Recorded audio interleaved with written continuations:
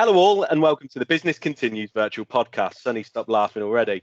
My name is Connor Slasberg and today we're hoping to put the doom and gloom away and focus on some of the positives within our lives and businesses. On this week's roundtable, I am joined by Sonny, Robyn, Sheila, Tom and Terri. Thank you very much for all joining me. This week is all about the future of networking. But before we start, it would be great to hear a little from each of you about who you are, what you do, and in an old networking cliche, let's get to know you all a bit better. This week by telling us the first networking event you ever attended and how it went. So we'll go in the order that I can see on my screen. So we'll start with Mr. Tom Warrender. If you could give yourself an introduction, that'd be grand. Afternoon, Connor. Afternoon, all. So I'm Tom Warrender from Wilson Brown Solicitors. As coincidentally, it says on the T-shirt, just pure happen chance. Don't know how that happened. Yes. I'm a partner and a board member at Wilson Brown Solicitors in terms of specialism, a commercial property lawyer. And the first event I attended was years ago. It was a BRI event that when they used to hold them at Northampton Saints. It was one of their breakfasts.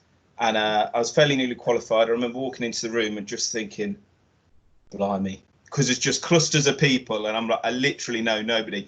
And actually, the event went great because there was a guy there, Peter Thompson, who could tell I was new, could tell rabbit in the headlights, basically took me under his wing, introduced himself, asked about me, showed a genuine interest and just introduced me to people in the room. And then suddenly you realise actually it's just talking to people and it's all fine. So it kind of went from that initial panic of what am I doing here to actually this is really good. But yeah, that was the first one. Cracking. Thank you very much for the intro. We'll go to first ever person to do a second stint on the Business Continues virtual roundtable, Robyn Allen. I won something. There's not much of that going on at the minute. Hi everybody, good to see you all. Robyn Allen from Robyn Allen Solutions. I was so smart I named it after myself.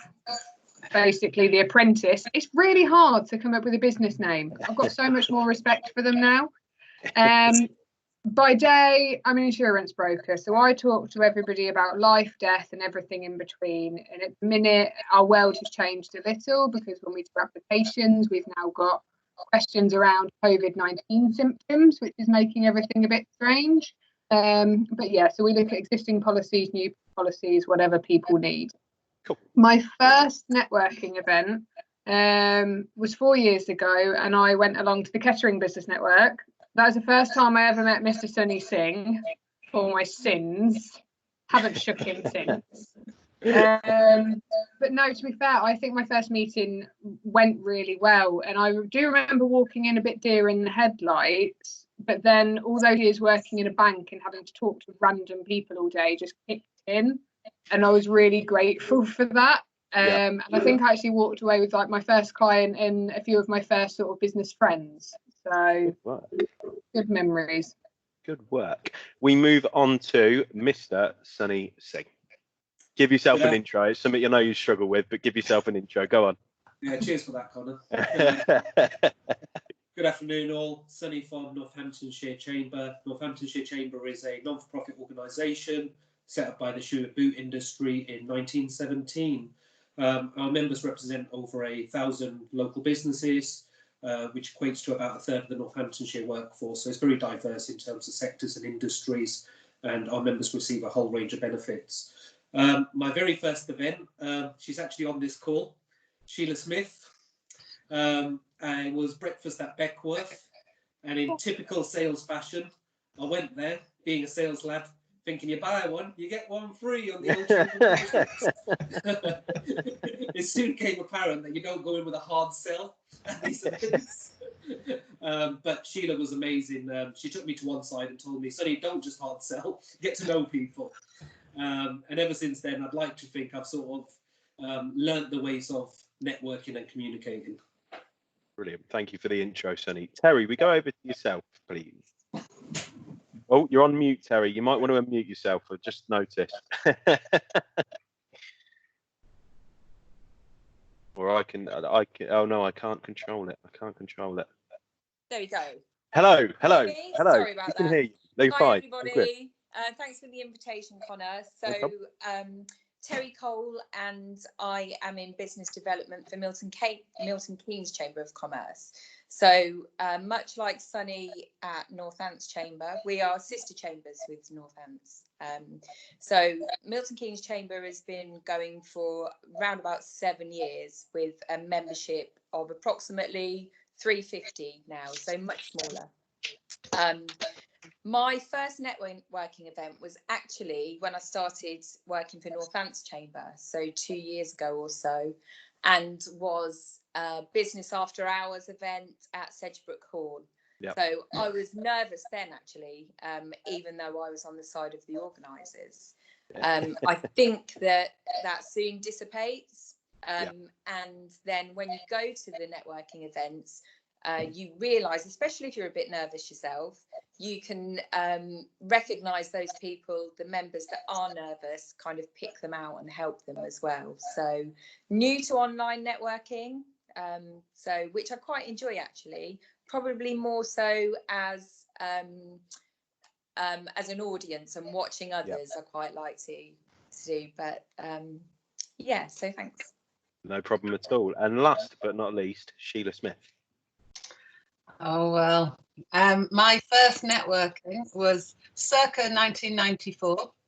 Where were you all in 1994? You don't want to know, Sheila.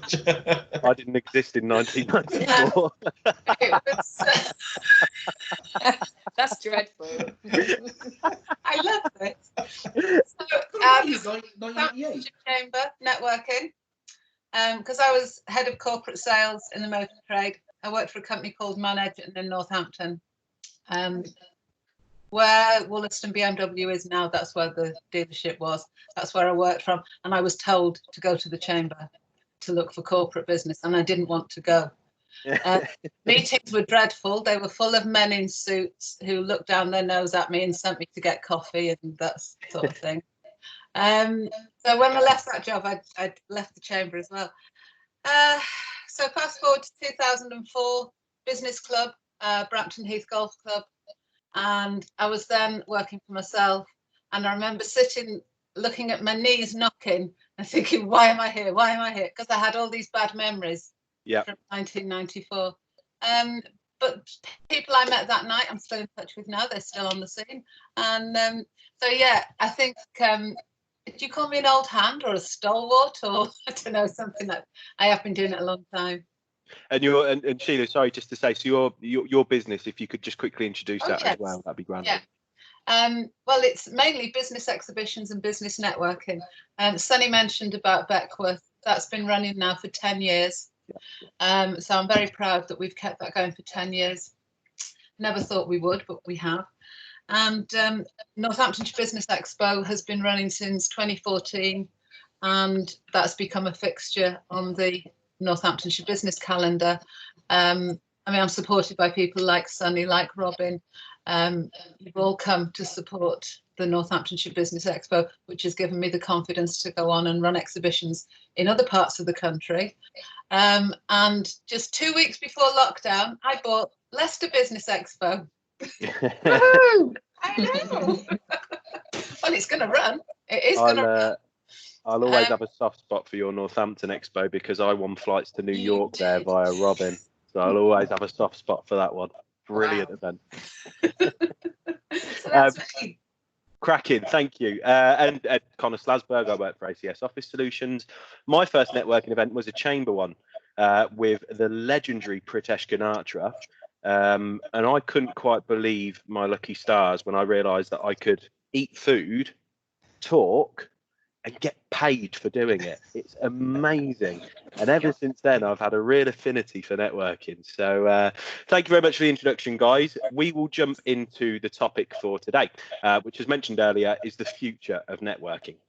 So as virtual networking has become a staple of working life in the last 2 months, there's been a lot of conversation around the future of networking. Will the screen replace face-to-face? Does it have the same value as traditional networking? So these are the questions that we wanted to put to everyone today. So I think it will be interesting. Obviously, we've got a bit of a split in the room of those that are involved in the organisation and the running of such events and those that are prolific in attending, Tom and Robyn. So we'll start with you two. Tom, how have you found the adaptation to virtual networking? Is it something you've embraced, or do you really miss the face-to-face side of things? I miss the face-to-face stuff. I don't think you can beat it.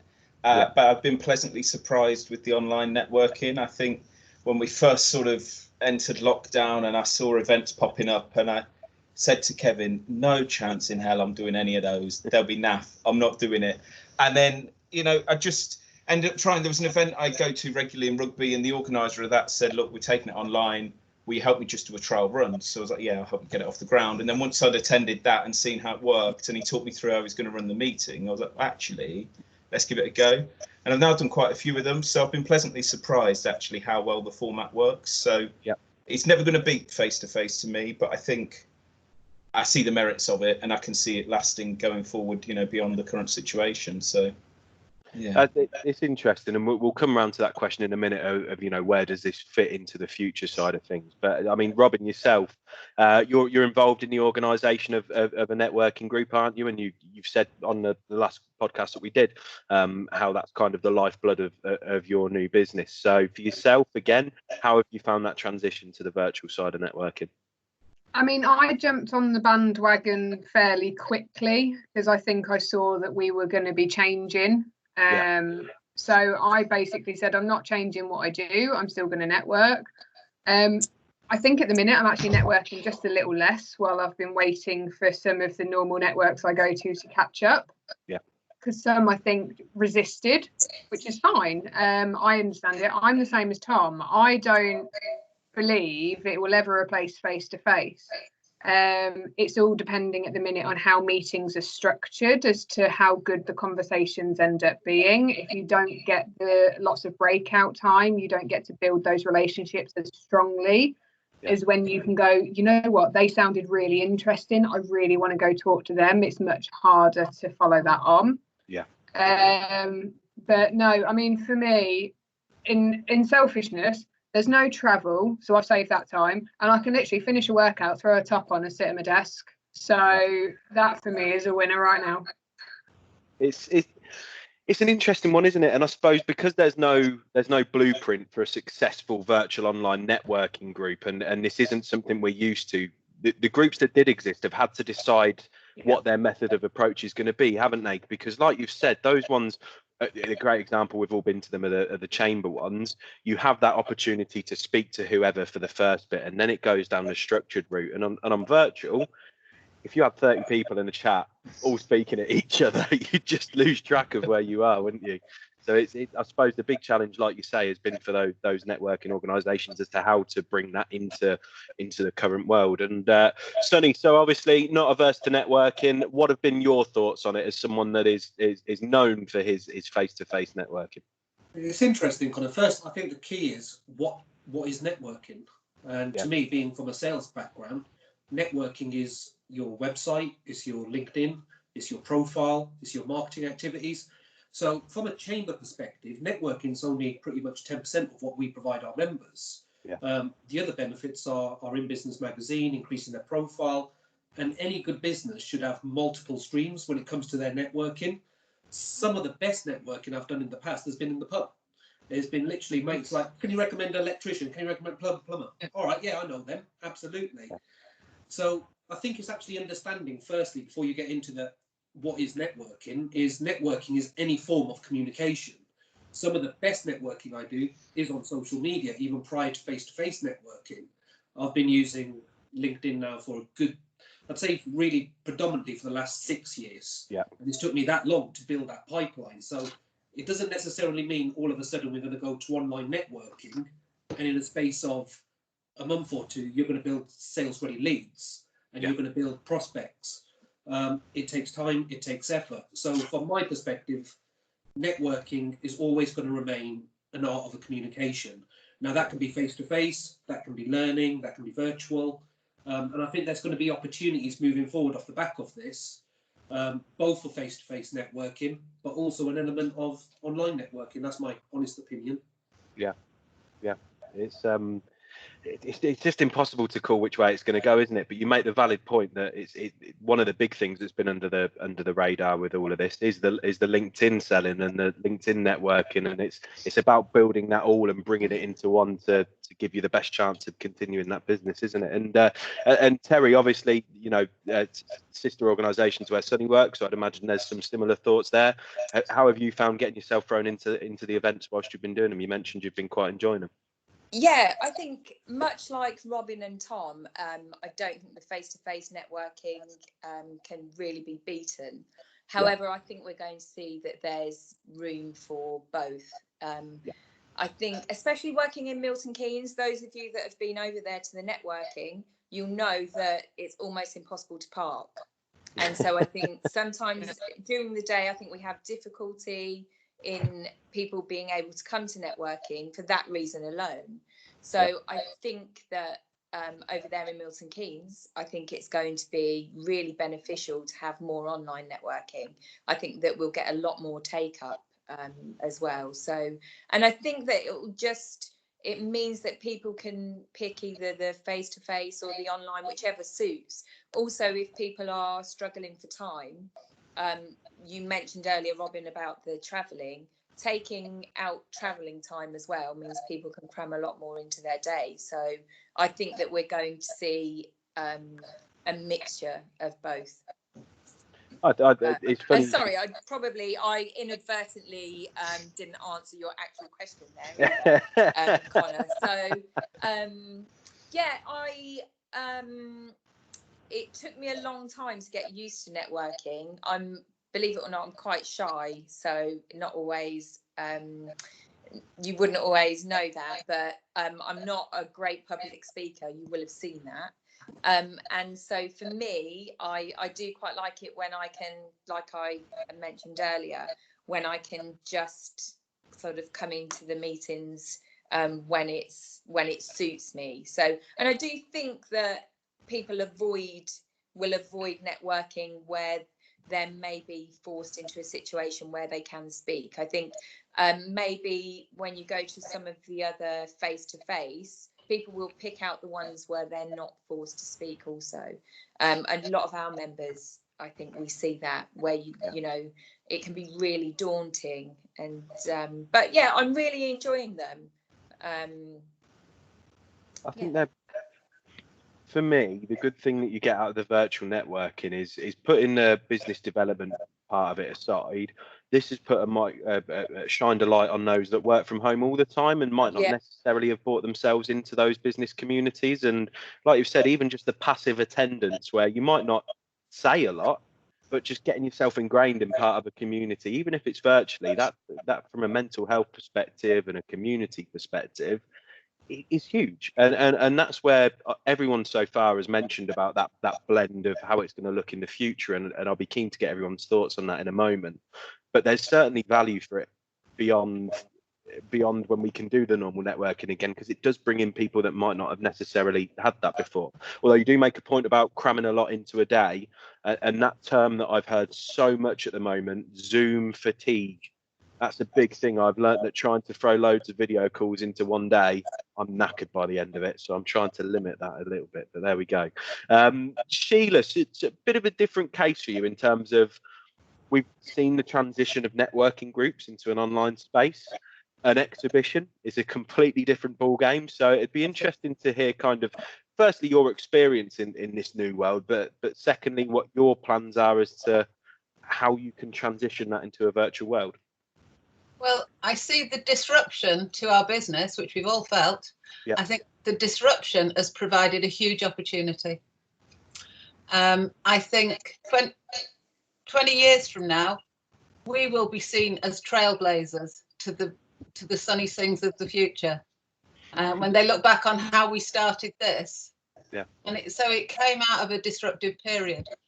What I would like, I'd like to continue with my exhibitions. Yep. I'd like to continue with my plan to move them out around the country, because I've already started building a national network. I've already started building a bank of speakers from all around the country. So having an online facility means I can bring them into our network quicker. Robyn knows what I've been doing with the there's a network called Savvy Social, and it's business women in the East Midlands who have wanted to work with me. So I said, well, come work with me at Leicester, because that's nearer to where they're based. Now they can come and work with me here in my attic in the office. So that's a huge opportunity. That's like leaping forward 10 years. Yeah. So whereas I did, going back to what you originally said, I did kick against the Zoom networking, the Teams that we're on now. I kicked against all of that, and in the very beginning of this, I really did put my head down and didn't talk to anybody. Yeah. And I felt like a dinosaur, because I am old, and it made me feel like a dinosaur. So a little word to you all: look at the people who've gone quiet in your networks. They might be feeling that too.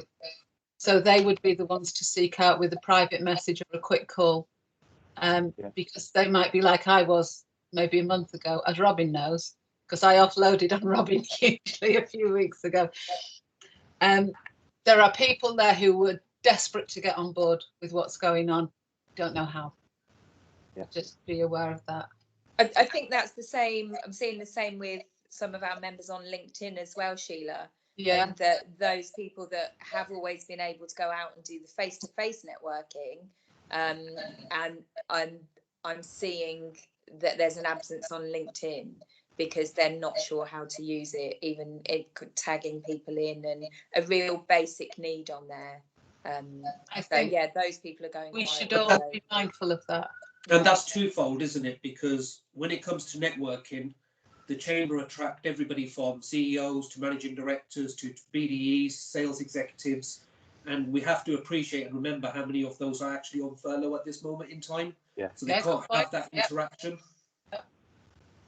It's so hard to balance everyone. And I mean, Sheila, so you mentioned that you know the technology bit was the stumbling block for yourself in terms of adopting it really early on. My job is selling this technology stuff, so I love that. That's great, and I can grasp that side of it. But equally, I had the more emotional challenge with it. So I said very early on, the minute I went on lockdown, I said to my team, I'm going to start a little video podcast. I'm going to start uploading my own videos because I needed to have that goal to carry me through. But there were some weeks, I've had a couple of chats with Sunny off the record. There were some weeks where I've not had the get up and go. I've not had the motivation to do it. And if it wasn't for the fact that I'd structured this in at the start and said that I was going to do it, I know I'd have fell into a lull where I didn't produce this and didn't involve myself in a community. And you've hit the nail on the head. Everybody, doesn't matter who you are, doesn't matter how perfect your life is, this has thrown up change, and this has meant that people have had to adapt, and it's meant that people have struggled with that at some point or another. And it's been really interesting. And Sunny, I know you spoke to a lot of people around it at the moment, myself being one. I'm sure you're hearing a lot of those challenges every day from different directions and different roles, like you say. The challenges are real. That's the reality. And I know Sheila was going through a tough time to begin with. But it's about remaining in the conversation. Tom will know that Kevin normally says stay in the room and have that conversation. And I think that is absolutely the key at this moment in time. Pick up the phone and say hello and reach out to your connections.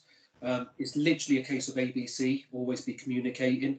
And I know Robyn and Tom are really good examples of that, because both Robyn and Tom have just picked up the phone to me.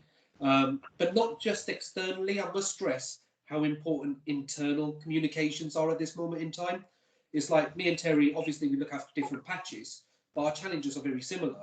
So just having the ability to pick up the phone to a colleague of mine, just, you know what, we haven't got all the answers, but just sort of sharing, saying this is a challenge of mine, looking at a different perspective goes a long, long way. And I think that's really important, that we don't just look at our external communication, we look at our internal communication as well as our stakeholders. I agree. Anyone anything to add to that? I think you hit the nail on the head, to be fair. Yeah. I think it's the feeling of, and the words I used when I spoke to Robyn about this was, I felt I'd been left behind. And because, and I'm not making any secrets of, I'm nearly 60. So I am in that sort of age group where I could easily be left behind. So that was how I felt. And Robyn knows, because we had this conversation. And thank you, Robyn, for listening. You're welcome. Anytime, anyone, I just listen and reschedule my work. That's all I'm doing at the minute. Sheila, can I ask, what was the point where you decided that you were going to get online, join in? I tried to join a very large Zoom networking group that runs locally with lots of people that I know, and they didn't explain at the beginning of the meeting how Zoom worked, and they were saying to do things in the meeting. I said, how do you do that? And they said, send somebody a message with your answer, and I don't have his number, because I thought it meant you had to text them. Okay. Because they didn't tell you how to send a message on Zoom. Actually, I think that's a common thing, Sheila. We've seen it on our own internal meetings where we've had our office meetings and somebody has been asked to put their hand up even something, but it's the first time they've ever logged on to Zoom and they have no idea. So people are literally putting their hands up because they don't know the format. And you're right, I think that's another thing as we continue to do these online events, is that we then all assume that everyone else knows how they work. Yeah, don't assume that, because I emailed the organizer because I felt rude leaving, because it says leave meeting, and I felt rude because I was just like walking out. So I sent a long email explaining what had happened and my problems, and to this day I've never had a reply. So, you know, it's one of those where, you know, even if you understand the technology, and I did a massive piece about this. I'm not going to go into an IT sales thing where we talk about change management and all of that, because that is important. You know, we've had to rush to adopt these technologies and people don't know how to use them, and especially when you're removed from a normal working environment, that misunderstanding is amplified, and it's, you've not got those normal channels to find support. But even if you do embrace this technology, it is different. It's not the same as normal networking. So if you don't enjoy it, I feel like there's a lot of pressure for those that might have previously been prominent in face-to-face networking to transition over into the virtual world. That's simply not going to be the case, because some people don't like the online meetings. I'll hold my hands up and say that, you know, I jump into a couple a week that I really enjoy. I had plans before this kicked off. March and April were going to be my months to throw myself back into networking, and I said that even though it was all going to be virtual, I was going to continue that trend. But I just found that I didn't get out of it the same thing I did before. I got the community and I got the communication, but I didn't enjoy it as much as face-to-face networking. And I felt bad at first for being in that position, but I've kind of settled with it now that I've got one or two groups I really enjoy. I attend those regularly and I get that sense of community. And I think that's important. We can't expect people to have the same outlook and the same approach as they did to prior networking, because it's simply not going to be the case, is it? Let's be fair. What I think it boils down to is follow up. Yeah. When you're at a face-to-face networking, and again, I'll use Robyn and Thomas examples, they're really good at just sharing their knowledge. They're in industries which is very knowledge-led. Yeah. You can't go in with a hard sell.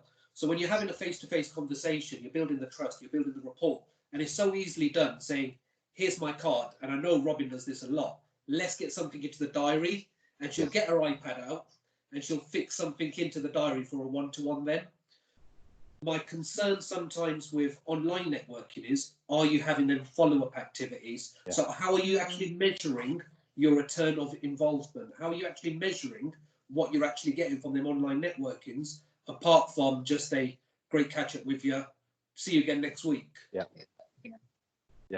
But again, like you said, this is the problem with, I say the problem, this is one of the obstacles that has come up from it. Traditionally, in the main, if you go to a face-to-face networking event, there'll be that small percentage that are going because they like the community in the sense of what they do, but everyone's there with a common objective of, I want to grow my business and grow my network, and I want to build those contacts. So you know that you know what you can try and put across to someone else. Now we're in this world where, like I said, there are some people that are just doing it so they've got the community and they can watch. And there are some people that are still looking for business development. Everybody now, there's a much wider spread of motives for why we're in these groups. So ironing out who you can pick out to talk to and whether they're on the same thought process as you, there's a whole other level of science to it in terms of, like you say, Sunny, how you approach let's take that next step and let's follow up. And could I be? Is someone else ready to have that sales conversation? That's another topic entirely at the moment. How you open up the sales and bear that in mind. But it's something that will play on people's minds when they want to take that next step beyond that meeting, isn't it? Yeah, I must admit, I'm now getting quite picky with which online meetings I'll go to, because I'm now looking at them very differently. I'm going, right, I don't like them sort of more than 25, 30, especially on Zoom, because I hate it when it goes over 2 screens. A, I can't see everybody all the time, and B, blooming heck, those elevator pitches, if they get a minute each, take forever. And I'm just staring at a screen going, make sure you're looking interested because you don't want to insult anybody. And it then becomes wearing. So I then don't enjoy that meeting as much. I'm much more enjoying the meetings a bit smaller and have more breakout time and more interaction. Yeah.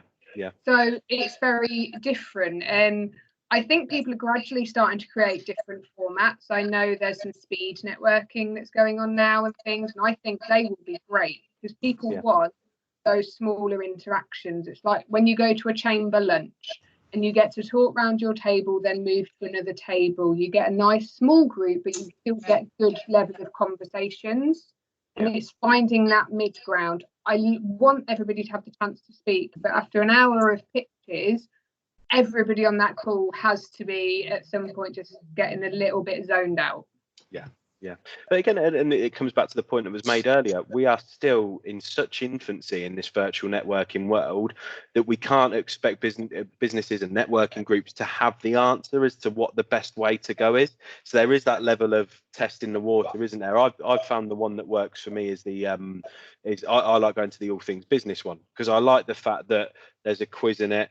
You know, there's okay, you don't get the chance to shout out about your business, everyone does, but I like that, like you said, Robyn, rather than everybody saying who they are, right? And I found that one works for me. And it's all about which one works for each individual. Tom, you look like you had a point there. Yeah, I was going to say there's something for everyone. That's the point with these. And like every one of these online events is no different to the face-to-face events in the sense of there are some with a structure, there are some where everyone gets an elevator pitch, there are some where that never happens. And there's something for everyone, because I've done some of the speed networking ones, and actually you get a flavour for who's there, but you don't get to really interact. You literally hear, well, that's what you do. Great. I know nothing else about you because you had 30 seconds. But then if someone's not a confident networker, they can go to that, they can have their 30 seconds and they've spoken to the whole room. They've spoken to 30 people, whereas in a face-to-face situation, they might not be able to. But then in others, there's breakout sessions where you get a bit of an opportunity to talk. And there's something for everyone. I think you've just got to try them and see. I mean, even on the technology point, I'd never used Zoom. The first time I used it was for a committee meeting for something I'm on, and I was the one that had problems signing in and having the nightmare, and then couldn't get all the screens to show and all those things that happened first. And then once I got used to it, I was fine. And Zoom I'll use all the time. This is the first team meetings I've had, and my wife will attest to it, that for half an hour before I've been pacing around downstairs going, yeah, but what if it doesn't work? What if I can't press the right button? Because I don't know. And it comes a bit like you say, that people who are out networking a lot, it's kind of expected that they'll be able to do this as well and just take it naturally, and it's not. And it's just finding what works. But also, although we can't do face-to-face, remember what else is there. Because like Sonny said, networking is so many things. We've all still got phones. Pick up the phone to people. I caught up with someone yesterday. It was just literally over the phone, but it was fine. I think there's been a weird period between networking events and one-to-one catch-ups where everyone's gone, should we Zoom? Because we sort of have to, because that's the thing. We don't really, if I'd normally catch up with you over the phone, well, pick up the phone, wouldn't I? We don't suddenly need to have this awkward Zoom moment. But it's just, I think, trying what's out there and being aware that there's so much. You know, there is something for everyone, and just have a go. And if you don't like it, that's fine too. You don't have to keep going back to these things. Sonny's an ardent mobile phone man. Me and Sonny had a catch up the other day, and I didn't even think about suggesting Zoom. But you know, and we talk about these different bits and pieces that have popped up. I don't know what everyone else has found, but one of the big talking points of the first couple of weeks was people saying, I'm actually talking more than I did when I was out of the office. And one of the things I've found, kind of aside from the networking, but it was the networking that inspired it, I've probably developed a core of 3 to 5 people that I knew through networking, or I knew as what you'd call a business friend, who in this time I've been speaking to them once a week minimum. you know, Sonny's included in that. Me and Sonny have had quite a few catch-ups, but people that I'm developing a much better business relationship with off the back of this, but there's no immediate gain from it. It's just people looking out for one another. It's people wanting to just check in and see how you're doing. Like Sheila said, the people that might have gone quiet, how are you doing? And for me, that's been, I can't say that I've made as many new contacts as I would in a normal time, but I've certainly through if you want to call it networking, solidified some of the relationships I already had and kind of grown them a little bit. So I don't know if anyone's had similar examples of that. I think what you're doing at the moment, Connor, is called planting the seeds, mate. It's literally what you're doing. And I'll use Wilson Brown. I'm sure Tom won't mind me using Wilson Brown as an example. Their hub that they've created, that knowledge hub, what a fantastic resource that is. Yeah. They're not necessarily going to get sales ready leads as such off that. What they're doing is giving back. They're sharing their knowledge. 6 months down the line, 12 months down the line, 18 months down the line. When they've got that prospect's got a need, who do you think they're going to reach out to? They're end up reaching out to the people that have provided that information. It's similar to the way Robyn started doing the Friday shout-outs and stuff. She's not getting nothing from them. It's just saying thank you, and people will remember that 6 months, 12 months, 18 months down the line. Yeah, no, agreed. So to put the topic, bring the topic to a close, I'm going to go back on the table, and I want to know from each of you, what do you think the future of networking is, as the topic says? What do you think virtual sits in? Where do you think the balance is going to be? How do you want it to look? What do you want it to look like in your work life? So again, same order. Tom, what do you think the future of networking is? I think there'll be a bit of everything. We talk about work, and Kevin uses this phrase a lot, of a cocktail of activity, and it ties in with what Sonny said, that there's so many different things you can do, and the online networking for me will be a part of that. It's certainly not going to go away. There's some people are going to love that and want to drive it forward, and I think I'd want to be a part of it, but I wouldn't want it to replace face-to-face. But then equally for me, face-to-face is another thing next to social media, next to the hub we've got and the stuff we put on the website, next to picking up the phone, next to, like Sonny said, having a beer. You know, different things for different relationships. So it's that cocktail of everything. I just think it'll play a part in that. So for me, variety. I've always enjoyed the variety networking can bring prior to this. So I just hope coming out the other side, we keep that variety, really. It's funny you mentioned a beer, Tom. I've never seen you or any of the Wilson. Well, yeah, well, you know, I'm not really one for a drink, Connor, but, you know, to be sociable, I might occasionally. Good. Robyn, what do you think the future of networking looks like? I think very similarly to Tom, I think it's going to be a mixture. I mean, it means I can go to breakfast meetings without having to spend an hour getting ready and getting there. So I might actually be able to get some of those for a change. Yeah. The ones I do hope come back face to face are the ones around food. Just like you were saying, being able to eat and stuff. It's also that camaraderie that you build up. It's much more social. I think what I will do is I will stay a bit closer to home for my networking personally, when I can get back out on the road. But online gives me the chance to go national. I can pop to another county in the touch of a button rather than an hour's drive. So I think for me, it will help balance out a lot of my work and a lot of my travel. Can save an absolute fortune in petrol. But I definitely think there's a place for both going forward, and I think we'd all be remiss if we didn't sort of think that in some way. Completely agree. Nicely put. Sonny, what do you think the future of networking looks like? Firstly, I don't think anybody actually knows, Connor. Yeah. Yeah. Me and Terri got together with our management team when we were planning our first virtual networking event. And Terri, what did it take us? About an hour and a half, was it, to come up with a theme? Yeah, an hour and a half. That if you'd have asked anybody, then it would take 2 minutes to come up with that idea. So, yeah. And the theme would have been a case, it would have been easy for us just to put on a networking, introduce yourself, 30 seconds, 60 seconds. But we shared ideas around, as a team, we shared ideas, and we did our remote working event. And we wanted to make ourselves different. And what we did was we got some really good speakers in. We got Kevin Rogers from Wilson Brown, George Candler from Northampton Borough Council, John Thorpe from ACS, Simon Pickering from DBFB, and Scott Jones from 123. And we made it a little bit more interactive, but also knowledge sharing. So I think what we'll see moving forward off the back of this is that virtual networking will actually become a part of our sales and marketing mix moving forward.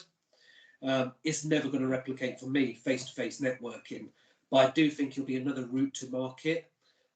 It's a bit more challenging for people like Robyn. It's brilliant because she can be across the county, she can be national, she can be international. Whereas for me, I look after Northamptonshire. So my patch is really close. I need to be within Northamptonshire. Terri looks after Milton Keynes. So we can't go into other patches. So it's pros and cons. Yeah, understood. Terri, what do you think the future of networking looks like? I think it's difficult to say. I think what we'll see now is a lot more people working from home or remotely because they've proven that it can work well. So I think you'll have people that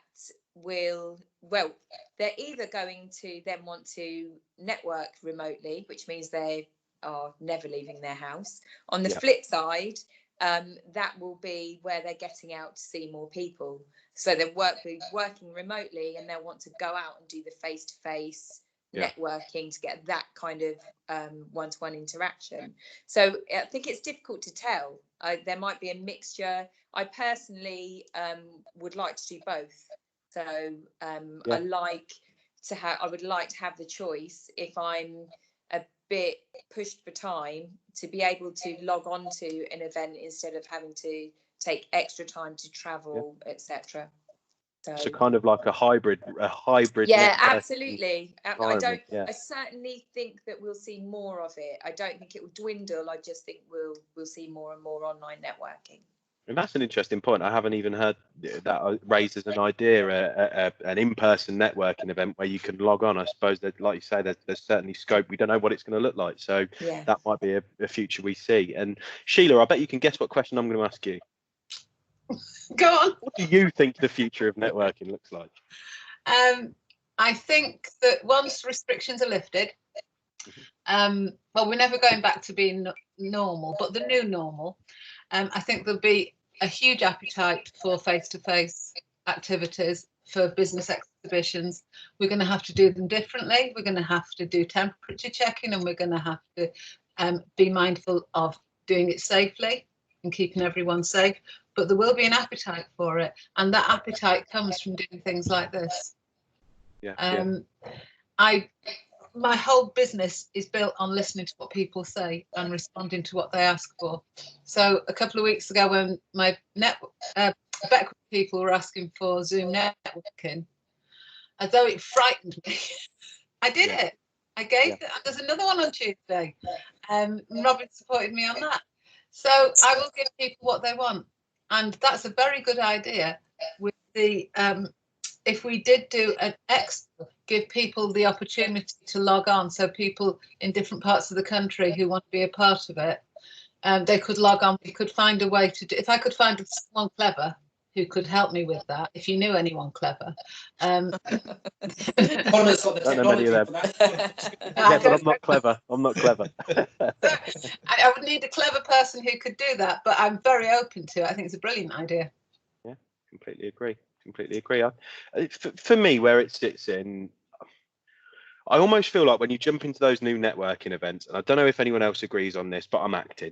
There's no two ways about it. It's not the same as when you're in front of someone. I'm in front of a screen doing that. Hi, I'm Connor. And it's not the same. And when you're in person at a networking event, you've just got those little relationships that you build and those people that you see that can't be replicated, can't be found in virtual. Now, where I do see there being real value, we're used to traditional webinars where we watch someone talk at us for an hour or an hour and a half, and we just sit there and get drained.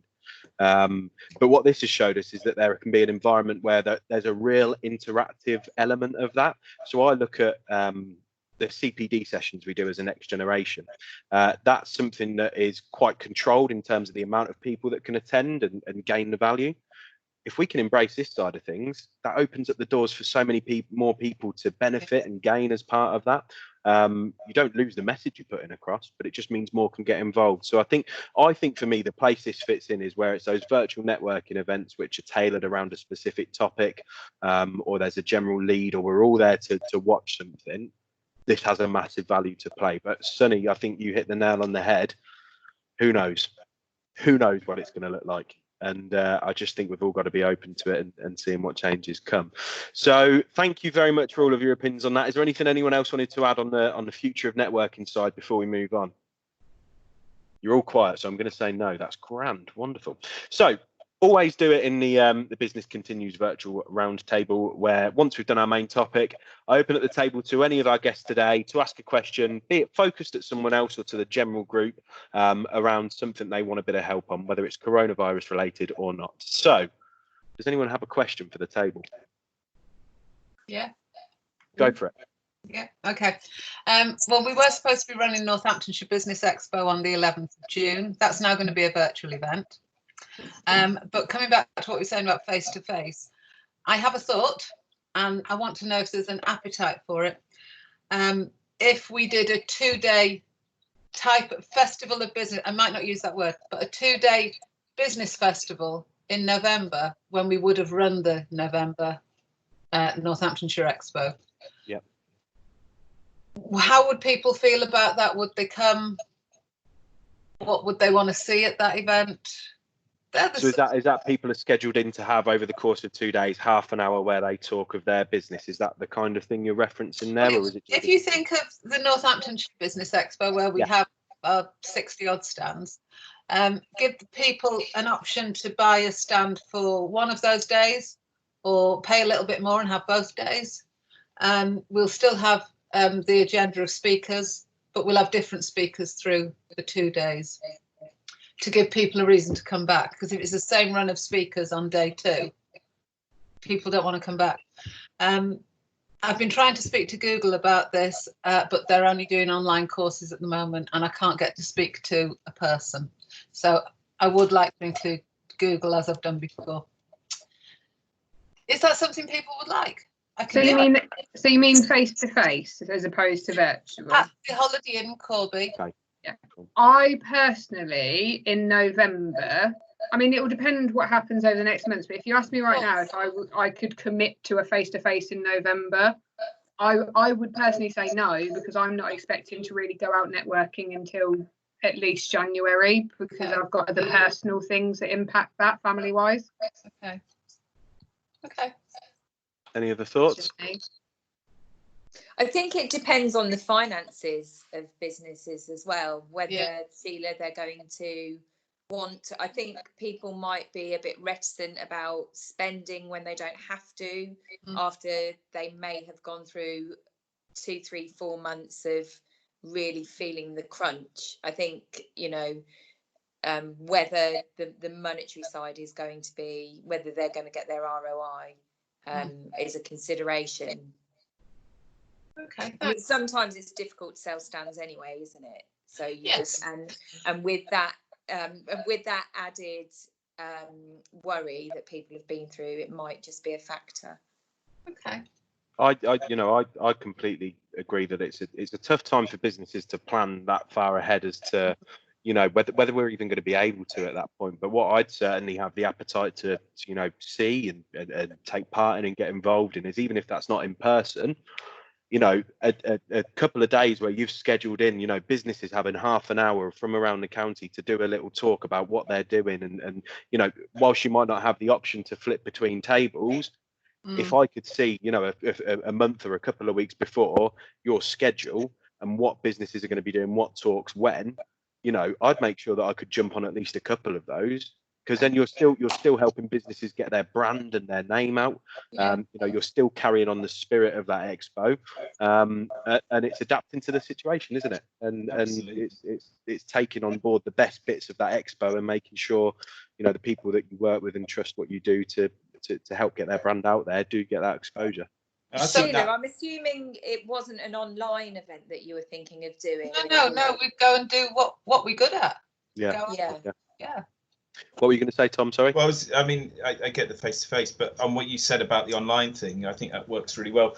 There's a housing conference that's meant to be on in June that's a day or a 2-day thing, and obviously people can't go to it. So what they've done is they've split it up across the week and made it digital, and they've done exactly what you've said. They've got a 9:30 till 10:30 slot and a 4 till 5 slot each day. So there's only 2 a day. There might be 3, and you can look at the schedule and go, they're who I want to hear from. and you might only do 3 of those over the course of the week, but it works because it's spread out, so it's not crammed into 2 days. So if someone wants to do all of them, they can do that without giving up all their time. But it's not 2 days they've got to block out, and it just spreads it out. And like you say, it gives actually everyone a chance to say, this is what I'm going to talk about. The idea of a festival is cool, isn't it? A business festival where you, bring the party to online and make sure. Yeah, you heard it. Yeah, I think that's a good great idea. Do you know what though? And I was going to ask this a minute ago, and I wasn't sure what to think. But I'm almost of the ilk where, with the face-to-face networking, I'm not sure I'd personally want to see it return until we can properly do face-to-face networking. The idea of those events for me, in terms of if I was attending, doing them where 2 meters apart from each other, you can only move around the room in this certain direction, and you've got so much focus on that side of it rather than the actual making friends and making relationships. You know, it's a tough one, isn't it? It's whether we want to see that. And but Sheila, I'd certainly say if you can adapt that to online and make sure it's you can still do what you do really well, I think that'd be brilliant, and you get buy-in from people. Sonny, any thoughts on that side of things? Give it a go, Sheila. Yeah. No, nobody knows at the moment. That's the thing. If now's the time to try new things. Find something that's going to work for you and do more of it. There's going to be mistakes. There's going to be trials amongst the way. But if you don't try, you don't push that boat out now, all it takes is for none of us know what's going to happen over the next 2 days, let alone over the next 2-3 months. But I think more importantly than anything in your industry, you need something to look forward to. You need hope. You need motivation. And I think that's the biggest challenge at this moment in time, that you've got that hope, you've got that motivation. So by actually having a plan or a strategy in place will keep your mind focused. And this week is actually all about Mental Health Awareness Week this week. And things like plans and forward planning and strategy is absolutely going to be the key at this moment in time. You might find as well. So if you did go down that online route, you might find that when you do the expos, when normality's returned and people do have their stands, that they might want to do a half an hour rota where they go into a room and do an online broadcast for those that aren't in the county. And then as a further value add to actually having the table, they're getting their brand out there to more people than they ever would have if it was just in the room. So as Terri said, it's looking at, once we're past this, how you bring the online and the real world together and maximize that value for your clients, isn't it? So in trying it, you never know. Yes, so there we go. Has that given you a bit of food for thought, Sheila, in regards to your question? It has. I mean, it's just, I've got to work out, how do I get paid? Yeah. I mean, my business fell through the floor. I've got zero income. So how am I going to get paid? Yeah, and it goes back to the networking. We're all affected in different ways on this, aren't we? So I don't forget how lucky I am to be employed and work in an industry where there is still business. It's a massive challenge for everyone. So no, and look, if any of us can provide support to you in terms of advice on feedback around this, I'm sure we'd be happy to do so. And if you want to put a comment in the video when I post it asking people for feedback, by all means do, more than welcome to. Is there anything else anyone else wanted to ask quickly before we start to draw to a close? No, I'll just finish off, Connor, because the term branding's been used a couple of times. And there's businesses that through this entire process, there's brands which are going to be built off the back of this, and the reputation are going to enhance. There's also going to be those that have not engaged, who have not had their brand out there, who are going to struggle at this moment in time. So Sheila, to give you a bit of sort of moral motivation, I think branding is absolutely going to be a key moving forward for businesses to keep their brand alive, and not just business branding. And again, I'm going to use Wilson Brown as a good example. They've got their business brands, but then you've also got their individual brands, and personal branding at this moment in time is going to play a massive part into overall activity. So keep that faith.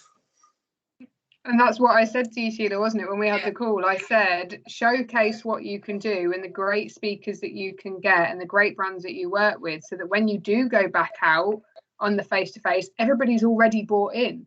They're ready to go. They know what you can do and they're ready to join in. I'm lucky to be. Again, Sheila, I don't for a second try and make this sound like I have similar challenges to you. I realise I'm fortunate in that perspective, and I've probably got more of the security blanket to do so. But for me, this whole time is around, as Sonny's reference, planting that seed, teeing it up so when normality returns, people see the value in working with you and want to work with you, and where you can. You know, if you can demonstrate the value of those exhibitions and all of that kind of stuff, and tee it up so that people can't wait to work with you again when it returns, that's well worthwhile. I'm always happy to shout about the fact I got a trip to New York out of your expos if you reckon that's going to get some more interest. Very soon, 'cause we are going to do this one on the 11th of June, as we should have been doing the Northamptonshire Expo, and I'm looking forward to bringing some really good speakers that you haven't heard from before. From around the country who are happy to work with me for nothing. They're going to give their time for nothing, which, It's all about helping each other at the minute, isn't it? Just help. Yeah. We've never needed it more than we do now, I think. So the fact that people are supporting you like that, I think it's brilliant. I just, on that point, on that helping each other, I have found this week, two tiny businesses that have started up within 10 yards of my front door in Moulton Village, and I'm starting to promote them like I would do somebody who came to Beckworth. Yeah. Just because I can. Yeah. So yeah, it is about helping each other. Yeah. Completely agree. And that's a lovely point to bring those topics to a close to. One quick thing that I always do before we end up, bit of fun, bit of a tiebreaker question for the group. Now, in terms of a prize, Robyn knows what the prize is that's coming up. The winner is assured to receive a high five from me in person as soon as we're allowed to do so, when it all blows over. So today's question is, and this is inspired because my mum got really excited because she'd heard a murmur that McDonald's was open on Junction 15 yesterday, and it wasn't true. I know my mum's not going to see this, so she won't mind me embarrassing her. Today's question is, how many branches of McDonald's are there in the UK? So it's whoever's closest. So have a quick think. I will tell you that they're not. They've not got the most in the UK. I think Costa have got more than them. I think it said Subway as well. I wish you would have asked about KFC instead, mate. I've still not had a KFC yet. I've still not had a KFC yet since it reopened. I'm at a disadvantage because I'm not really a fast food kind of guy, you know. So you live in Rugby, don't you? You've got a KFC open right near you, and you're not making the most of it. I may or may not have been queuing there the other night, actually. But, how long did you queue for, Tom? Well, if I was queuing, and I'm not saying whether I was, but I could have been there for about half an hour, mate. But once you're in the queue, you can't leave, can you? So you're committed. I feel too claustrophobic in those queues when you reach the point of no return. Right, so you've had a couple of seconds. We are going to go round. We will start off with Robyn, as you have been part of this before. Is that just because I won last time because I went last? I hadn't remembered that, but we'll say that that's the reason. Yes. So, Robyn, how many McDonald's branches do you think there are in the UK? 625. Okay. Sonny, how many McDonald's branches do you think there are in the UK? How many cities are there in the UK? You tell us. I didn't do geography at GCSE. I'm going to go 850. 850. Okay. Sheila? 608. Okay. Tom? I think I'm correct in saying there are loads. I think that is factually correct. There are loads. 480. I don't think there's as many as people think. Okay. 480. Terri, last but not least. No, I'm going much higher. I reckon 995. Wow. Okay. None of you guessed four figures. I nearly went there. Man. 1,249. No. Go, Terri. Terri, you win. You will get a high five from me at the first Milton Keynes Networking Chamber event that I see you at following on from this. So that's something to look forward to for you at least. Thank you. I look forward to it. Well, Leaves me to say thank you very much to everyone for joining us today. Hopefully you've enjoyed the conversation. Really Very interesting to see what everyone's thoughts are around that. I've wrote this new little bit that I'm going to try out. It's a bit of a tongue twister, so let's get ready. We will return with another roundtable next week with some more new shiny faces ready to tackle the tantalising topics of today. We got there, didn't we? Good. Cracking. If anyone watching this has any topics they'd like to see or you'd like to be a part of the Business Continues Virtual Roundtable, please do comment below or drop me a message. Other than that, one last thank you for my guests for joining me today, and hope you all have a great rest of the week. Cheers, guys. Take care.